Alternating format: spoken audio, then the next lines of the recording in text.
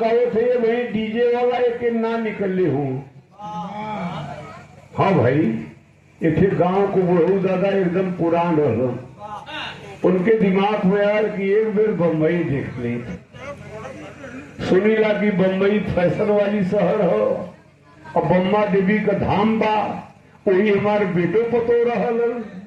अच्छा, वो सीधा आदमी बम्बई गईलन, सवेरे सड़क पर घूमत हमें कोनो जवान लड़की दिखाई गई तो नई चीज तो दादा दिखले ना, इन लोगों के घरे जवान लड़की रह, लेकिन बॉम्बे फैशन की नगरी है। वो लड़की इतना कम कपड़ा पहले रहल, अब बखुदई मत करा, टीवी को लड़का कुछ देख के जान जाता हूँ, खाली मुख में टुपले रहल। दादा की दया है कि बहुत गरीब हुई करे आटा तो ना हुई। दिखाओ अपन दिमाग लगाओ तो